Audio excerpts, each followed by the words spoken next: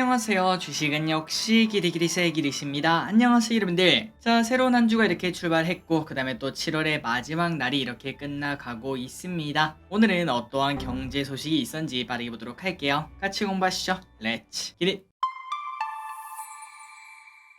자, 들어가기 앞서 이거부터 보고 넘어가도록 하겠습니다. 내일 청약하는 공모주 두 개가 있는데요. 그 중에 한 개는 청약하고 한 개는 패스하시면 될 것 같습니다. 자, 일단 첫 번째 코츠 테크놀로지 한국이랑 하이투자에서 진행을 하고 기간 경쟁률이 어떤가 봤더니 1800대 1로 매우 나이스한 걸 확인할 수 있죠. 그리고 실적도 뛰어난 모습을 나타내기 때문에 당연히 긍정적이라고 볼 수 있습니다. 다음으로 기간은 14,000원 이상을 많이 써냈는데 공모가는 13,000원에 정해졌다는 거 체크하시면 될 것 같습니다. 자, 그렇다면 청약을 해야 되는가 말아야 되는가 데이터를 봤을 때 당연히 하시면 좋을 것 같고, 그리고 유통물량 예정치도 34%인데 예상 시총이 600억밖에 안 돼서 이 정도면 데이터가 매우 준수하다고 볼 수 있겠죠. 당연히 청약을 진행하시면 될 것 같습니다. 다만 이 와중에 많이 아쉬운 거는 자기들도 당연히 알고 있을 겁니다. 이 정도면 흥행을 할 걸. 그런데도 불구하고 굳이 50주를 했다는 거. 공모가가 몇천원짜리도 아니고 만원이 넘는데 50주는 조금은 아쉽다, 선 넘는다 라는 이야기까지도 해볼 수 있겠네요. 그런데 어쨌든 청약은 해야겠죠. 저 기릿은 청약을 진행하도록 하겠습니다. 자, 다음으로 큐리옥스 바이오 시스템즈. 결국은 바이오의 한계를 넘지 못하고 이 친구도 매우 안 좋은 걸 확인할 수 있습니다. 그리고 기관들이 얼마를 써낸지는 이렇게 나와 있으니까 참고하시면 될 것 같고, 그렇다면 큐리옥스 바이오 시스템즈 어떻게 해야 되는가? 아쉽지만 패스를 하는 게 좋을 것 같습니다. 물론 이 와중에 깜짝 상승이 나올 수 있겠지만 그럼에도 이 친구가 AI라도 묻어 있었으면 당연히 했을 텐데, 하지만 AI 호재도 붙어 있지 않기 때문에 이번에는 패스를 진행하도록 할게요. 참고하시면 될 것 같습니다. 첫 번째입니다. 오늘 증시의 렉이 오늘 오전에 갑자기 거래를 하려고 봤더니 애들이 안 움직이는 걸 확인할 수 있었죠. 그래서 제가 쓰는 어플이 렉 걸리는 줄 알고 야, 이거 증권사 바꾸던지 해야지 라고 생각을 했는데, 그런데 증권사 문제가 아니라 한국거래소 문제인 것으로 보인다고 합니다. 그렇다면 갑자기 한국거래소 왜 이런가 봤더니 오늘 파생시장 개장 시간을 15분 땡기기로 했거든요. 그래서 앞으로는 원래 9시에 시작하던 이제 파생시장이 8시 45분부터 시작을 하는데 여기서 아마도 오류가 생기지 않았나 라고 볼 수 있습니다. 어쨌든 생각보다 빠르게 마무리가 되었습니다. 오늘 아침에 한 5분에서 10분 정도 먹통인 상황이 나왔는데 혹시나 이것 때문에 피해보신 기름들이 없으셨기를 진심으로 바랍니다. 다음입니다. 중국 부동산 규제 완화. 중국에서 결국 부동산 부흥을 위한 신호탄을 쓰고 있다고 합니다. 무주택자 기준을 완화해 주택담보대출 금리와 첫 지불금 납입 비율 우대 혜택, 이런 것들을 준다고 하는데요. 그런데 뭔가 좀 이상하죠? 맞습니다. 불과 몇 년 전만 하더라도 중국은 집은 거주하는 곳이지 투기 대상이 아니다 이렇게 말하며 공동부유, 야, 단어는 정말 달콤하지 않겠습니까? 모두가 잘 사는 나라. 그런데 결국은 그런 나라는 없었나 봅니다. 결국은 경제가 힘이 없어지자 중국이 경기 부양을 하려는 걸 확인할 수 있다고 합니다. 자, 그래서 우리가 이제 이런 걸 봤을 때 중국발 관련주의 흐름을 계속 봐야 될 것 같고 분명 기회가 생기지 않을까라고 예상을 해볼 수 있습니다. 최소한 중국 ETF라도 관심 있게 봐야겠네요. 그리고 오늘 중국 제조업 PMI가 발표가 되었습니다. 중국의 제조업 PMI가 49.3으로 4개월 연속 50 아래로 떨어지며 경기 수축 국면이 계속되는 것으로 나타났다고 합니다. 다만 여기서 긍정적인 포인트를 찾아보자면 전월보다는 상승하며 이거 바닥 친 거 아니냐 라는 얘기를 해볼 수 있고, 이 와중에 중국의 경기 부양책이 하나씩 나오지 않겠습니까? 추가적인 부양책을 기대를 해볼 수 있다, 이런 기대감이 나온다고 합니다. 그래서 오늘 이제 이런 소식이 나오자 철강 관련주가 조금 좋은 흐름을 나타내고 있는데, 건설기계가 지난주에 좋았고 오늘은 철강, 과연 다음은 어떤 게 움직일지, 어떤 게 갈지는 저 기릿은 잘 모르지만 뭐 예를 들자면은 해운주가 있고 화학주가 있고 등등 그런 친구들이 있지 않겠습니까? 그런 친구들에게도 이러한 온기가 넘어갈지 한번 보도록 하겠습니다. 다음입니다. 야, 결국은 역대급 설레발이었다는 걸 확인할 수 있습니다. 저커버그의 야심작 스레드가 일주일 천하를 마무리하면서 인기가 떨어지는 이 와중에 머스크가 완벽한 반격을 했다는 소식입니다. 자, 참고로 스레드는 출시 이후 바로 1억 명을 돌파하며 관심을 크게 받았으나 그런데 지금은 이용자가 절반으로 줄어들었다고 하며, 그런데 이 와중에 머스크의 트위터, 아니죠, 이제는 X죠, X.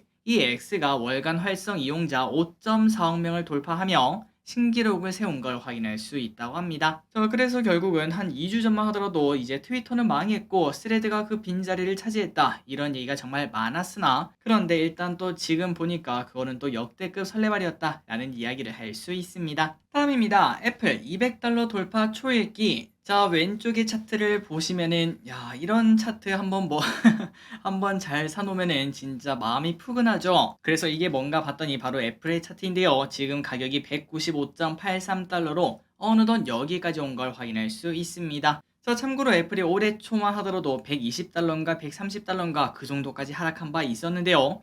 그런데 그때부터 쭉쭉쭉 올라오더니 지금 $200를 코앞에 두고 있는 걸 확인할 수 있습니다. 그렇다면 애플이 이렇게 좋은 이유가 뭘까요? 한번 봤더니 작년에 아이폰이 중국 코로나 영향으로 많이 힘들었습니다. 기억나시죠? 그렇다면 작년에 못 샀던 사람들이 있기 때문에 올해 당연히 아이폰 15가 나오면은 2연 수요를 기대할 수 있으며, 게다가 이 와중에 미국에서는 금리 인상 중단 기대감이 나오고 있고 또한 실적 기대감까지 나오다 보니까 애플이 지속적으로 좋은 흐름을 나타내는 걸 확인할 수 있다고 합니다. 어쨌든 애플 이렇게 계속 좋은 흐름을 나타내고 있고, 참고로 애플을 10년 전 이날에 샀다면은 그때 가격이 $16였다고 합니다. 그런데 그때보다 지금 거의 1100%가 넘게 올랐다고 하니까 진짜 그 말은 맞는 것 같습니다. 좋은 주식 사서 그냥 평생 들고 가면은 뭐 엄청난 부자까지 되는 건 당연히 아니겠지만 그래도 노후 준비만큼은 확실하게 되겠구나라는 생각도 해볼 수 있겠죠. 그렇다면 우리가 지금 고민을 해볼 거는 나중에 언제 시간 되실 때 한 10년 뒤에도 살아있을 기업, 그때도 올라가고 있을 기업, 그런 기업은 뭐가 있을지,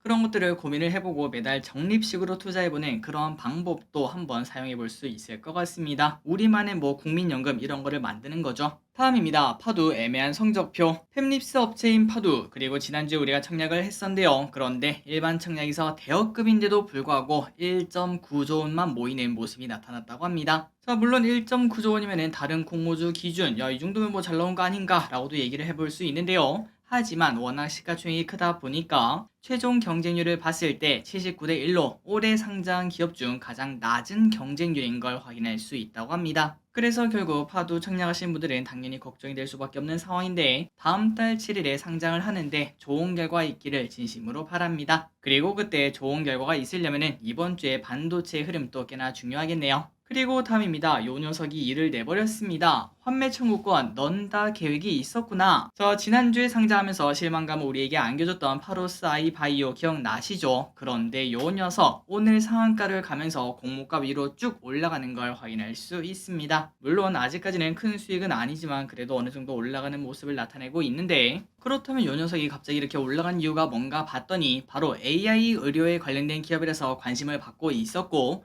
마침 엔비디아와 함께 AI 신약 공동 개발에 참여한다, 이러한 소식이 나왔다고 합니다. 그래서 오늘 바로 상한가에 가는 걸 확인할 수 있고 추가 상승 기대감도 당연히 나와 있겠죠. 그래서 저기리스는 이걸 보니까 갑자기 합리적인 의심이 들었습니다. 저길이 또 뭔가 의아했었거든요. 갑자기 파로스아이 바이오 공모주 시장이 조금씩 이제 위에서 떨어지는 그런 모습을 나타내는 와중에 그것도 다른 기업도 아니고 바이오 관련주에다가 판매 청구권을 왜 다는가 봤더니 아마도 이러한 엔비디아 관련된 소식을 어느 정도는 뭐 예측을 하지 않았겠나 라는 예상을 해볼 수 있습니다. 이렇게 큰 소식이 하루아침에 정해지지는 않았겠죠. 어쨌든 저랑 같이 파로스 아이바이오 청약하셨던 기리분들은 좋은 가격 오시면 매도하시고 아마도 이번에는 청구권을 사용하지 않아도 될 것 같네요.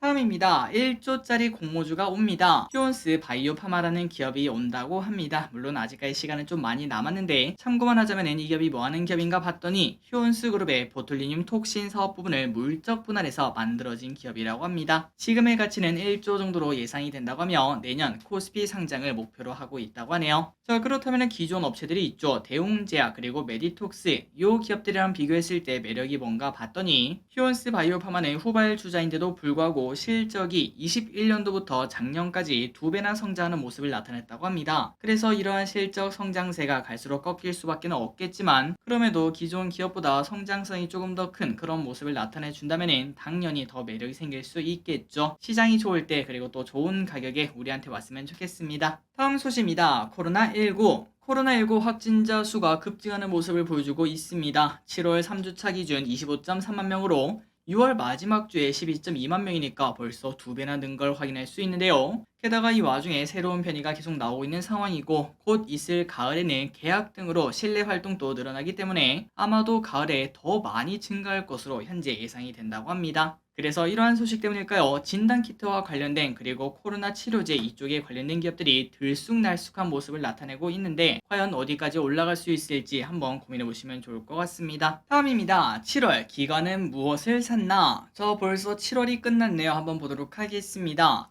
2차 전지 열풍으로 개인들이 포스코홀딩스를 4조 넘게 매수하는 그 와중에 기관은 도대체 뭘 사고 있나 봤더니 소외되어 온 실적주를 사는 걸 확인할 수 있다고 합니다. 그래서 왼쪽에 보시면은 상위에 네이버, 대한항공, S-오일, SK하이닉스, 리노공업 이러한 기업들을 크게 사는 걸 확인할 수 있고요. 그렇다면 하나씩 볼까요? 어떤 호재가 있길래 이렇게 샀나? 일단 네이버는 최근 사업성이 떨어지는 서비스의 통폐합을 결정하고 하이퍼클로바 X 여기에 대한 기대감을 앞두고 있습니다. 그리고 그 다음으로 대한항공은 뭔가 국제선 중심 성장으로 수익성 개선이 기대가 된다고 합니다. 그리고 마지막으로 S-오일은 최근 들어 유가 많이 올라가고 있죠. 그런 부분을 어느 정도 예상을 하면서 하반기 정제 마진 회복을 기대할 수 있다고 합니다. 그래서 7월달 기관들이 이러한 기업들을 샀는데 과연 어디까지 올라갈 수 있을지 기대분들도 한번 고민해 보시면 좋을 것 같습니다. 다음입니다. 8월 코스피 전망 한번 보도록 할게요. 7월이 끝났으니까 또 한번 믿거나 말거나 봐야겠죠. 자, 현대차증권에 따르면 8월 코스피는 박스권을 형성할 것이다 이렇게 전망을 하며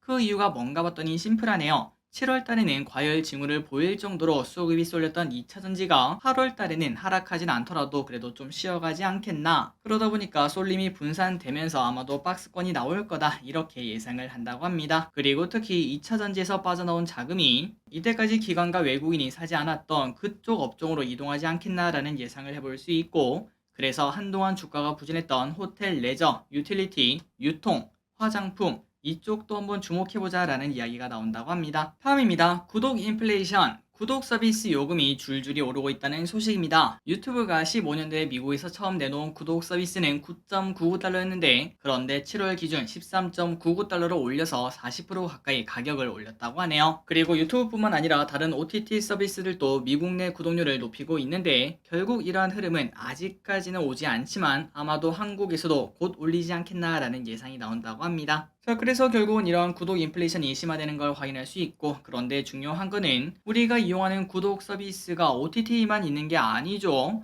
저 기획 같은 경우만 하더라도 이제 이러한 자료를 찾고 이러한 PPT를 만들기 위해서 이용하는 구독 서비스가 4개에서 5개 정도가 되는데 그 구독 금액만 하더라도 가끔 보면은 야 진짜 많이 나가네 라는 생각이 들 정도인데요. 아마도 구독 서비스를 많이 이용하시는 분들은 저랑 똑같은 생각을 하실 거라고 생각합니다. 다음입니다. 바이든 대중국 투자 금지 검토. 자, 여기도 또 AI입니다. 한번 보도록 할게요. 미국이 반도체, AI 등 첨단 기술 관련 대중국 투자 제한 조치를 검토하고 있으며 아마도 8월 중순쯤 대통령이 행정명령에 서명할 것이라는 전망이 나온다고 합니다. 그리고 발표는 이제 다음 달이고 시행은 언젠가 봤더니 내년부터 이뤄질 것으로 보이며 기존 투자는 당연히 아니겠죠. 신규 투자에 한정될 것으로 보인다고 합니다. 그래서 이 조치가 시행되면 미국 기업이 중국 첨단 산업의 발전에 도움을 줄 수 있는 투자가 제한되며 만약에 하려면 정부에다가 보고를 해야 된다고 하니까 당연히 이는 규제라고 볼 수 있습니다. 다만 이 와중에도 계속 시일이 조금씩 밀리고 있다고 하는데 그 이유가 뭔가 봤더니 민간 기업 투자를 정부가 직접 규제하다 보니까 내부에서도 의견이 엇갈리고 있고 그러다 보니까 내부에서도 뭔가 많은 수정을 하지 않겠습니까? 발표 시점이 계속 밀리는 걸 확인할 수 있다고 합니다. 다음입니다. AI 칩이 부족해요. 누가 도대체 이런 얘기를 했나 봤더니 마이크로소프트가 이런 얘기를 했습니다. 그래서 마이크로소프트는 앞으로 서비스 제공이 중단될 수도 있다며 경고를 했다고 하네요. 그래서 이 말을 쉽게 말해보자면 지금 현재 AI 경쟁이 치열한 상황이고 그러다 보니까 AI 칩 이거를 사기 위해서 여기저기서 러브콜을 날리다 보니까 구하기가 어렵다라고 볼 수 있겠죠. 그렇다면 우리가 정말 쉽게 예상을 해볼 수 있습니다. 세상 모든 건 수요와 공급이죠. 이런 상황에 AI 칩을 만드는 회사는 어떻게 될지 그렇기 때문에 당연히 우리가 반도체를 공부할 필요가 있을 것 같습니다. 아마도 최소한 내년까지는 좋은 흐름이 나타나지 않을까라고 볼 수 있겠네요. 다음입니다. HBM 싸움. 늘 봤던 소식이니까 빠르게 보고 넘어가도록 할게요. AI 시장이 커지면서 HBM에 대한 수요가 빠르게 급증하고 있습니다. 업계에서는 이 HBM 시장이 5년간 연평균 30%대의 성장을 이룰 것이라고 전망이 된다고 하는데 절대 적은 성장률이 아니겠죠. 그래서 삼성전자와 SK하이닉스는 이 HBM 시장을 적극적으로 공략을 하고 있다고 하며 삼전은 전년 대비 2배 수준의 HBM 수요를 확보하고 내년 생산량을 늘릴 계획을 발표했으며 그리고 하이닉스도 물량을 늘리기 위한 양산 확대 투자를 우선순위에 둔다 이렇게 얘기를 했다고 합니다. 자, 그래서 하반기부터는 이제 HBM 1등이 누구냐, 하이닉스냐 아니면 삼성전자냐 이런 얘기가 나올 것 같은데 일단 지금까지 시장의 평가는 하이닉스가 한 발 앞선 것으로 평가를 한다고 하며 아마도 이런 부분 때문에 하이닉스가 최근 들어 주가가 더 좋은 흐름을 나타내고 있는 것 같습니다. 다음입니다. 다만 이 와중에 올 말은 좀 조심하자. 자, 이 부분이 하반기 걱정 포인트 중 하나입니다. 자영업자의 금융기관 대출 잔액이 연일 사상 최대치인데 연체율도 같이 올라가고 있는 상황이며 게다가 중요한 거는 9월에 이때까지 미뤄왔던 코로나 대출 만기 연장이 종료가 되며 이는 당연히 걱정이 클 수밖에 없는 상황이겠죠. 그래서 만약에 여기서 문제가 발생한다면 당연히 경제 불안감이 나올 수밖에 없고 사람들의 소비가 위축될 수밖에 없으며 주식시장까지 영향을 줄 수밖에 없습니다. 다만 여기서 낙관적인 생각을 굳이 하자면 이렇게 생각해 볼 수 있습니다. 내년에 선거를 앞두고 있는 상황에서 정부가 가만히 있진 않을 거다라고도 볼 수 있기 때문에 이번 SMR 금고도 빠르게 해결되지 않았겠습니까? 그런 것처럼 그냥 빠르게 잠시 해프닝으로 끝나지 않을까라는 예상도 해볼 수 있을 것 같네요. 다만 중요한 거는 결국은 해결하는 게 아니라 덮는 거라고도 볼 수 있기 때문에 결국 어딘가는 계속 썩어 가다가 언젠진 모르겠지만 더 큰 일이 되어서 우리에게 돌아올 것도 우리가 또 쉽게 생각을 해볼 수 있습니다. 다음입니다. 여름휴가 어디로 가시나요? 자, 여름휴가 시즌이 시작이 되었습니다. 사실 너무 더워서 어디로 가기가 좀 무서울 날씨이긴 한데 저 같은 경우는 8월 세 번째 주 주말에 그때 시골에 있는 집 한 채 빌려서 1박으로 놀러 가기로 했습니다. 어쨌든 이 와중에 국내 여행 물가를 한번 봤더니 1인당 하루 여행 경비는 7.6만원 수준으로 나왔다고 합니다. 그런데 중요한 거는 물가가 몇 년간 최근 좀 많이 오르지 않았겠습니까? 그런데 물가가 상승하기 전 코로나 전이랑 비교해도 비슷한 수준이라서 그렇다면 이게 무슨 소릴까요? 맞습니다. 그만큼 사람들이 여행 가서 지갑을 닫고 있다고 볼 수 있겠죠. 물가가 올랐는데도 똑같은 금액을 쓴다는 거는